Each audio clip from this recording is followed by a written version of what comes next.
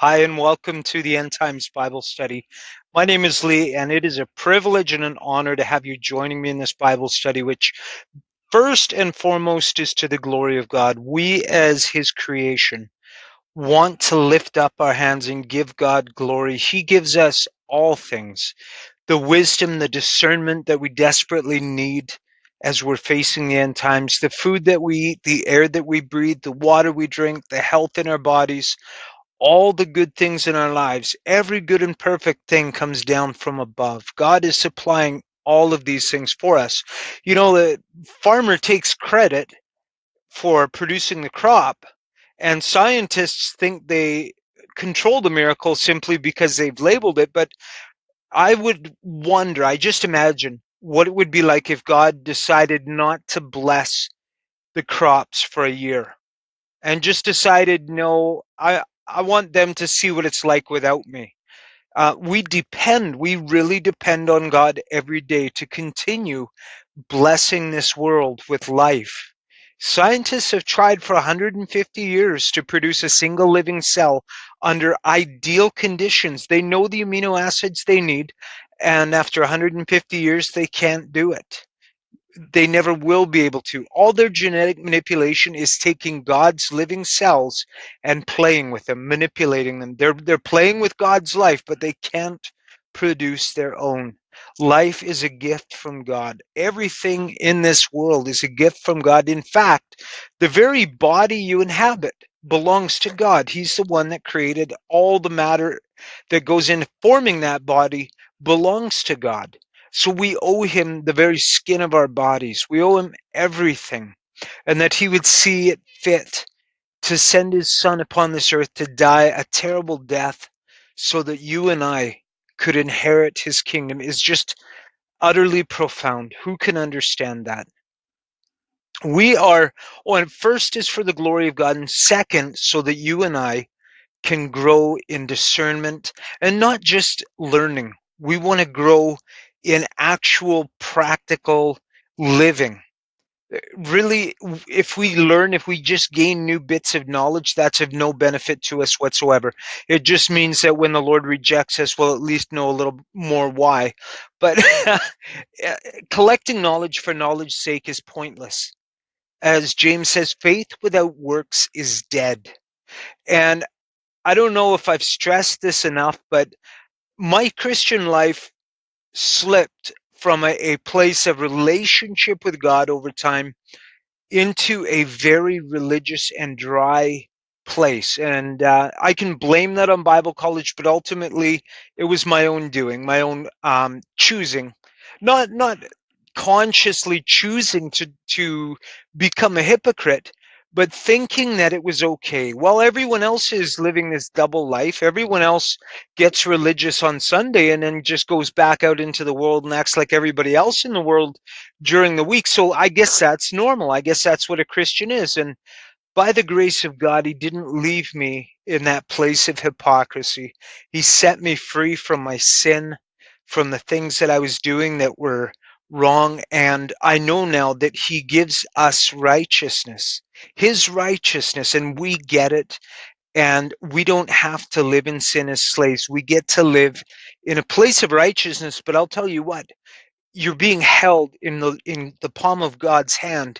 He's elevating you up to a life you could never live on your own. And you understand very well that it's only by the grace of God that you are where you are. If God lets go, you fall and you're just like everybody else on the planet.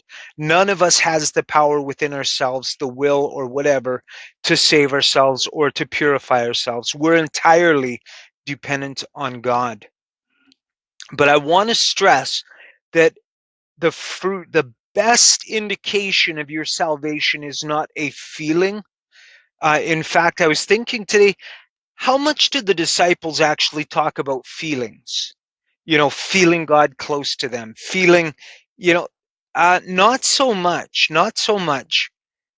We really focus way too much on feelings and our need to feel joyful or feel close to God or feel this and that. What about walking by faith? What about just living the life we were commanded to live? That is the practical truth of Christianity. For more than a decade, I felt like there was some deep secret that I needed to unravel.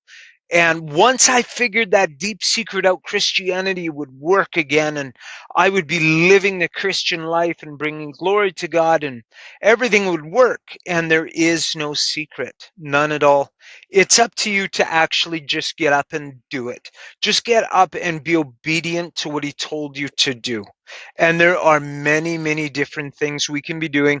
And frankly, the more you take your eyes off yourself and focus your eyes on your brothers and sisters in Christ, focus your eyes on God and bringing glory to His name, the less you're really worried about yourself, until you have an assurance of your salvation, a calmness in your heart, a knowledge that God has you in the palm of His hand, and you don't know what tomorrow holds or the next day. Uh, but God does, and He has a plan for you, and you don't have to stress. You don't have to go seeking emotional encounters. Just walk by faith. And it's so important in these last days that we're actually practically, physically serving the kingdom and not just offering God lip service. That game of offering God lip service is dangerous, and it leads to the rut I was in of wanting Christianity to work for me, work in my life, and just learning and learning more and learning more. And to the point where I wondered, are we studying for like some entrance exam? Is that what this is all about? There is no entrance exam. We're in the exam right now. The exam is, what are you going to do with what I've given you? Yeah, it's very important that we grasp that, and certainly that we're found doing that when the Lord returns. In Matthew 25, I believe, He gives us a parable of the foolish and wicked servant who figures, oh, the master is a long ways off. I have time. So he's eating, he's drinking, he's beating the other servants. He is not taking care of his master's house. He is indulging his own flesh, and it ends very, very badly for him. So we don't want to be that foolish, wicked servant. We are servants. We have to realize that. And we want to be found being diligent and faithful. So we are in Daniel chapter 2, and today we're starting into the interpretation of Nebuchadnezzar's dream. And beginning in verse 36, we're going to carry through to verse 43. And I think I'll just read through the whole thing at one go and then recap it afterwards. So in verse 36, this was the dream. Now we will tell its interpretation before the king. You, O king, are the king of kings, to whom the God of heaven has given the kingdom, the power, the strength, and the glory. And wherever the sons of men dwell, or the beasts of the field, or the birds of the sky, He has given them into your hand, and has caused you to rule over them all. You are the head of gold. Verse 39, after you there will arise another kingdom inferior to you, then another third kingdom of bronze, which will rule over all the earth. Verse 40, then there will be a fourth kingdom as strong as iron, inasmuch as iron crushes and shatters all things, so like iron that breaks in pieces, it will crush and break all these in pieces. In that you saw the feet and the toes, partly of potter's clay and partly of iron, it will be divided, it will be a divided kingdom, but it will have in it the toughness of iron, inasmuch as you saw the iron mixed with common clay. As the toes of the feet were partly of iron and partly of pottery, so some of the kingdom will be strong and part of it will be brittle. And in that you saw the iron mixed with common clay, they will combine with one another in the seed of men, but they will not adhere to one another, even as iron does not combine with pottery. So the first kingdom, we are told, the head of gold, is Nebuchadnezzar, his kingdom. Now listen to the description of Nebuchadnezzar. You are the King of kings, to whom the God of heaven has given the kingdom, the power, the strength, and the glory. Now, Jesus speaks a lot about the kingdom of heaven. But this is a separate kingdom. This is not the kingdom of heaven. God has given him the kingdom of earth. He has the strength and the glory. So Nebuchadnezzar was the king over all the peoples of the earth. It is a worldwide empire. And in verse 39, after you there will arise another kingdom inferior to you. And this is the Medo-Persian Empire. The Medes and the Persians form an alliance and conquer the known world, take the kingdom away from Nebuchadnezzar. Not in his time. Was it Darius's time, I believe? Um, the Medes and Persians overthrow the Babylonian Empire and they become the next superpower. They are the breastplate and arms of silver, a wealthy kingdom, but not as wealthy as the Babylonians. The third kingdom to come along is a kingdom of bronze, and that is the Greeks. Alexander the Great marched right across the continent, destroying and conquering everything in his path and bringing Hellenism with him, where he would establish the Greek philosophy of civilization everywhere he goes. And some people insisted it was better to be conquered by Alexander the Great than left alone, because he ceased a lot of barbarism, cannibalism, all kinds of terrible practices and occultic behaviors that were going on. He put an end to. And he was very successful in sweeping through the known world and conquering everything. So Alexander the Great and the Greeks were the third kingdom of bronze. And the fourth kingdom in verse 40 is Rome, a kingdom as strong as iron. There was never in the world a war machine seen like Rome. Its military's training, they were the first to have a dedicated military. They weren't farmers who picked up swords.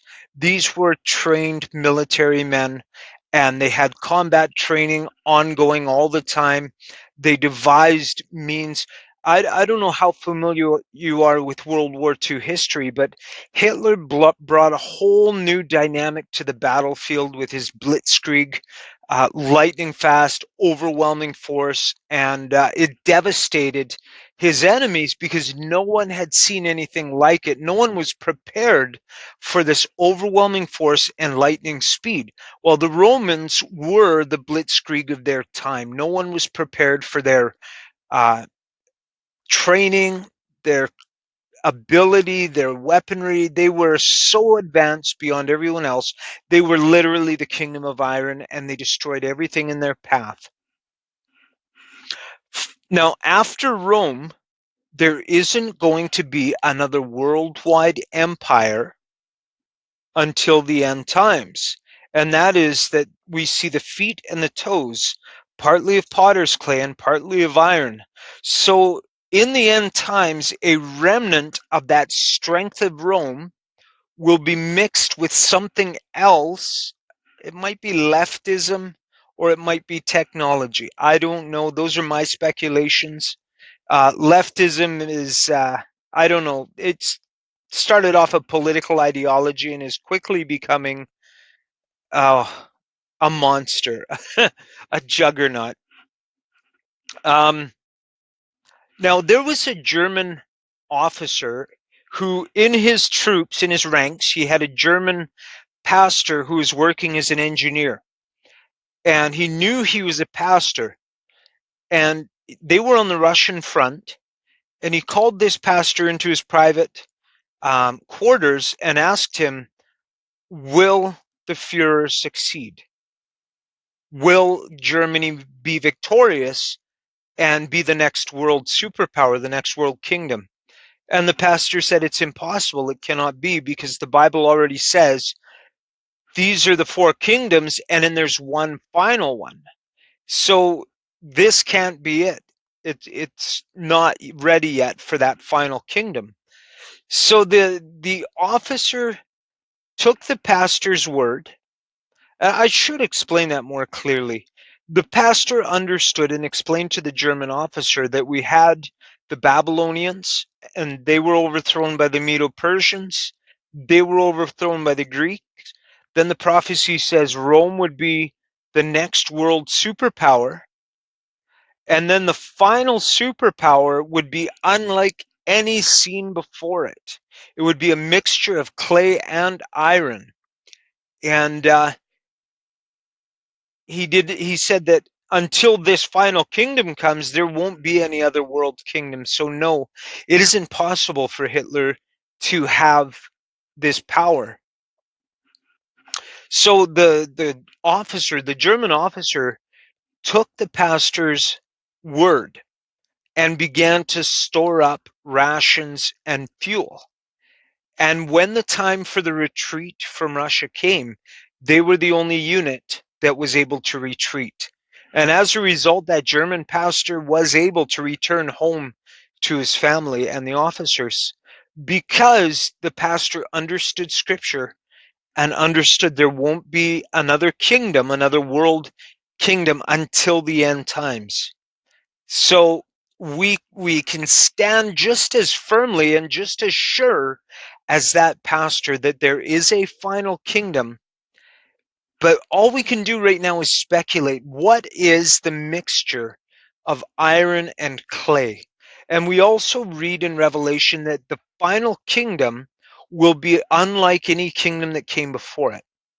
So I take that to mean, don't look for borders, don't look for an available and a discernible leadership, like whether it be a monarch, an elected president, a governor, whatever. There won't be our contemporary style of country leadership. This final kingdom is going to be global.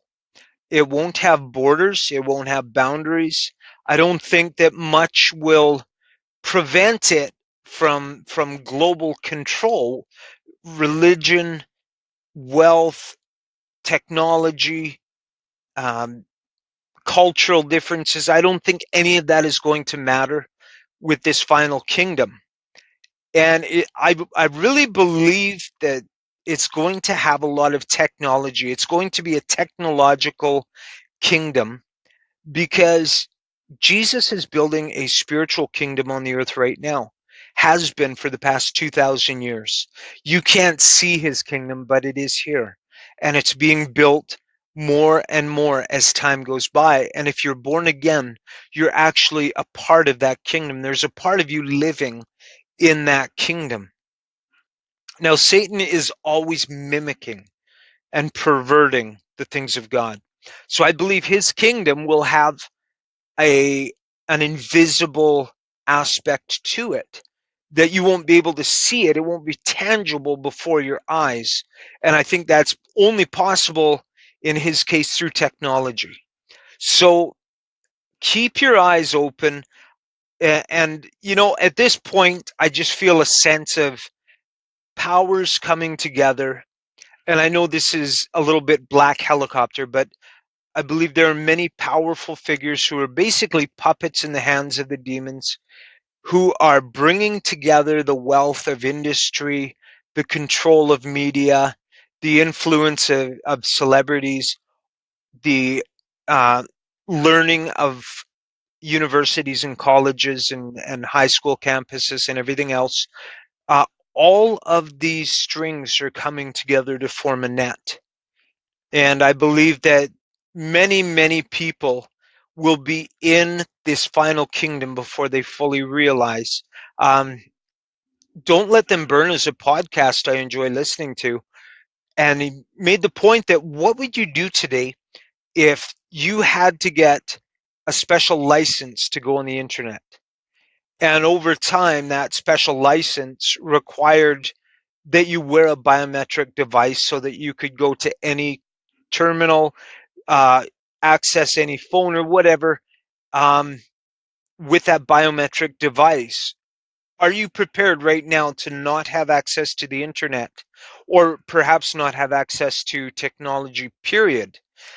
We need to be ready for that, because as Satan is bringing the net closer and closer together, the time is getting closer and closer where we won't have a choice. It will be either starve or take the mark, one or the other. And have you noticed that people today don't know how to fend for themselves? They don't know how to grow food, how to harvest animals, how to prepare meat for storage, things like that, purify water. Um, we are not very good at taking care of ourselves anymore. We just go to the grocery store. And if the world uh, food supply suddenly has this shutdown, we're at the mercy of the powers that be. So, what steps do you have in place? How prepared are you to walk away? Christians have had to walk away in the past. The persecution in Russia was so severe. A group of Christians went out to live in the wilderness alone. And I believe the youngest daughter was all that remained of the family. And she was 70 when they found her. And she couldn't be reintegrated into society because she'd never experienced all the illnesses. So she was left to her own out there. Um, They're in Rome under the persecution of Nero, I believe it was, or Claudius. I can't remember. Um, the Christians actually lived in tunnels underneath the city. They used to tunnel under the city of Rome and carry the sand out to make concrete with, and that left tunnels all over underneath the city of Rome. And when the persecution of the Christians got so severe, they actually went to live in the catacombs under the city to hide. And if any Christian was found, they were put to death. They would be eaten by lions or uh, chopped to bits by gladiators or burned at the stake or something else. A lot of horrible things were done to the Christians then. And you want to hear something interesting? The Christians then had a horrible reputation. They were called cannibals. They were accused of singing filthy, lewd songs and all kinds of things. So don't be surprised if you're reviled and mocked and called hateful and intolerant and all these things. Don't be surprised. This has been going on for a very long time, and it's going to keep going on until the end. So thank you for joining me tonight. Tomorrow night, we're looking at the final part of Nebuchadnezzar's dream, the rock that was not cut out with human hands. I'm looking forward to that. God bless you.